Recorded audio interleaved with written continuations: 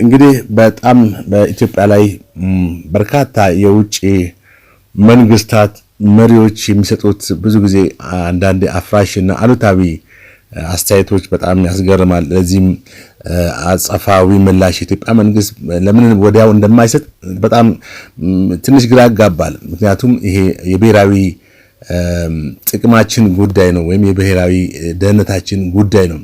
ለምሳሌ አሁን በቅርቡ በአሜሪካው ፕሬዝዳንት ዶናልድ ትራምፕ የህዳሴውን ግድብ እኛ ረድተናት የአሜሪካ መንግስት ረድቶ ነው የሰራው ብለዋል። እንግዲህ በጣም የሚያሳዝንና የሚያስገርም እንትን ነው ፕሬዝዳንቱ የሰጡት ቃል። ምክንያቱም እንደሚታወቀው የህዳሴው ግድብ ማንኛውም ኢትዮጵያዊ ተቆርጦበት ከወር ደመወዙ ተቆርጦ ተማሪ ሳይቀር ተራው ሰራተኛ ሁሉም ነጋዴው በአጠቃላይ ህብረተሰቡ ሁሉ አዋጥቶ በአንድ ላይ ያሰራው ትልቅ መስዋዕትነት የከፈለበት ቦንድ እየገዛ ትልቅ አስተዋጽኦ ያደረገበት መሆኑ እየታወቀ ይሄን መናገራቸው በጣም ብዙ ሰዎችን አስቆጭቷልም አበሳጭቷልም እና መንግስት ግን የኢትዮጵያ መንግስት ግን በዚህ ላይ ምላሽ መስጠት ሲገባው ነበር። ምክንያቱም ለፕሬዝዳንቱ ይሄ አለመሆኑን ማሳወቅና አጸፋዊ ምላሽ ራሳቸውም ፕሬዝዳንቱም እንዲያውቁት የአሜሪካ መንግስትም እንዲያውቅ ማድረግ ሲገባው ምንም ምላሽ ሳይሰጥ ጆሮ ዳባ ልበስ ብሎ ትቶታል እና ይሄ በጣም ትንሽ አወዛጋቢ ነው። ምክንያቱም የኢትዮጵያ ህዝብ ይሄ ግድብ ታላቁ ህዳሴ ግድብ እንዴት እንደተሰራ ማንኛውም ሰው የሚያውቅ ነው። ከተማሪ እንትን ሳይቀር እኮ የተዋጣና የተሰራ ነው በቦንድ ሽያጭ በተለያዩ ነገሮችና ይሄ በጣም አሳዛኝ ነው። ለምንድን ነው የማይሰጠው ብሎ ብዙ ሰዎችም ጥያቄ አቀርበዋል።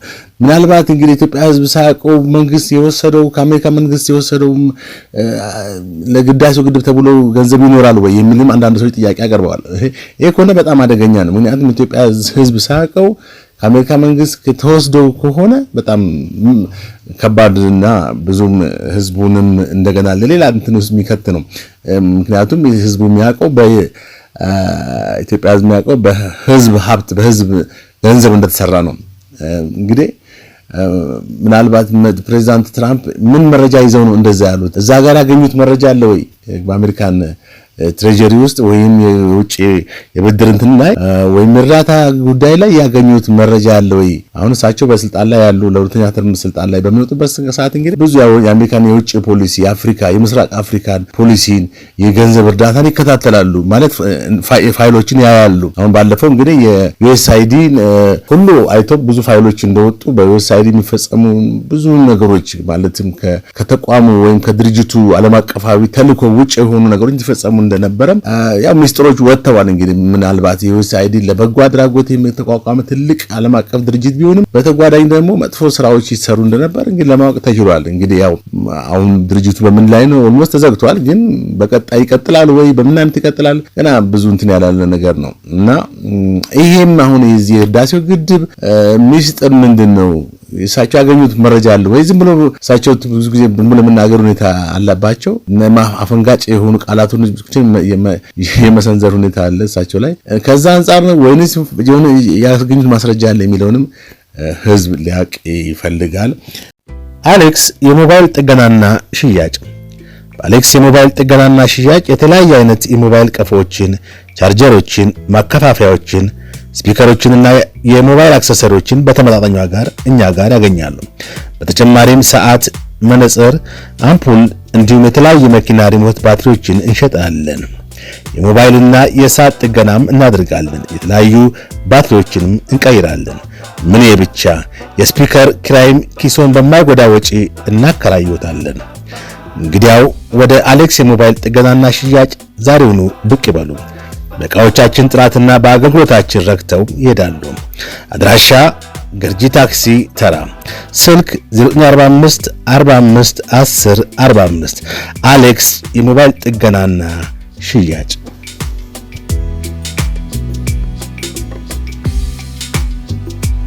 And I said it, and I say it loud and clear, they're going to blow up that dam, and they have to do something. So whatever you can do to get them, Ethiopia, to do that, they're going to have to, okay? And we've cut off all payment and everything else to Ethiopia. It was terrible. We were all set to sign a deal. It was negotiated for 5 years and longer than that, and they couldn't make the deal, and I got the deal done. and then they're getting ready to sign the deal, and they broke the deal, which is not good. So whatever you could do, Prime Minister, if you could, that would be great, okay? You tell them they got to get it done.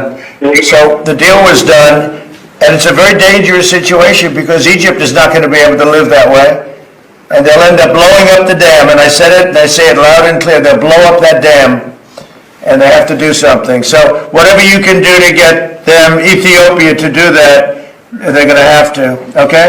And we've cut off all payment and everything else to Ethiopia. It was terrible.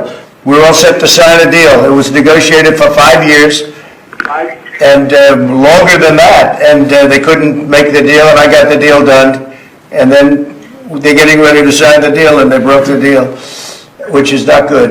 So whatever you could do, Prime Minister, if you could, that would be great, okay? ከዚሁ ጋር ሳንወጣ ደግሞ በጣም የሚገርም ነው። የእስራኤል ጠቅላይ ሚኒስትር ናታንያሁም እንግዲህ በኢትዮጵያ ላይ ምን የሆነ ሐሳብ ሰንዝረዋል። በዚህ ከኢራንና እስራኤል ጦርነት ከማድረጋቸው በፊት እንግዲህ መረጃውን ያገኙት በዚህ በእስራኤልና ኢራን ጦርነት ወቅት ነው እና ከዛ በፊት ይሁን ከዛ በኋላ ባለው ጊዜ እርግጠኛ አይደለሁም። ይሁንና እሳቸው ያሉት ምንድነው ኢትዮጵያ ለጥፋ ነበር እኛን ታደግናት ብለዋል። ከማን ኢትዮጵያን ታደጓት? ኢትዮጵያን ልታጠፋ የነበረችው ሀገር ማን ነች? በጣም ከባድ እንትን ነው ይሄ። ስማችን በምን ላይ ነው ያለው? በውጭ ዓለም ሀገራት እንዴት ነው የሚያዩን? መሪዎች እንዴት ነው የሚያዩን? የሚለውን ሁሉ መጠየቅ ኢትዮጵያ ይሄም የኢትዮጵያ መንግስት ነው እንግዲህ ህዝብ ሊጠይቅ አይችልም። መንግስት ነው እንዲጠይቅ የሚችለው ወይንም መንግስት ነው ይሄ የተሳሳተ ንግግር ነው ብሎ የጠቅላይ ሚኒስትሩ ቤንያሚን ኔታንያሁ ንግግር ምላሽ መስጠት የሚችለው እና አንዴ ብሔራዊ ጥቅማችንን የሚጎዱ ነገሮች በየቦታው ሲነገሩ በጣም ያሳፍራል። ማለት እንደ ሀገር ክብር ያለን ህዝቦች ነን፣ ትልቅ ታሪክ ያለን ህዝቦች ነን። ብዙ ነገር ኢትዮጵያ የሚጠቀስ ነገር አለ። ምንም እንኳን ኋላ ቀርነት፣ ድህነት፣ ጦርነት፣ የእርስ በርስ ግጭቶችና ስደት የማንነታችን መገለጫ ቢሆኑም ብዙ ታሪክ ያለን ብዙ ነገሮች ስለ ኢትዮጵያ ሊነገሩ የሚችል በታሪክ እንደ አድዋ የመሰለ ትልቅ ገናና ዝና ያለን የነጭን ወራሪ ኃይል አሳፍረን የመለስን ህዝቦች ነን። ኦልሞስት በታሪክ ከ3000 ዓመት በላይ ያለን የራሳችን ፊደል ያለን የሰው ዘር መገኛ የሆነ ተብሎ በተደጋጋሚ የሚነገር ዛሬም በዓለም ላይ እንደ ውርደት የሚመስሉ ንግግሮችን ከውጭ ሀገር ስንሰማ ከተለያዩ ሀገሮች ስንሰማ በጣም ያሳፍራል እና ብሔራዊ ጥቅማችንን ሊያስጠብቅ የሚችል ነገር እንደው መንግስት ኃላፊነት ስላለበት ነው ህዝቡን በዚህ ላይ የራሱን አስተያየት እንዲሰጥ እንጠይቃለን። እንግዲህ ሪያሊቲ ሚዲያን ስላዳመጣችሁ ስለተከታተላችሁ እናመሰግናለን። እናንተ ሐሳብ አስተያየታችሁን በዚህ ሚዲያ ላይ እንድትሰጡን እንፈልጋለን። መልካም ዕለት ሰንበት።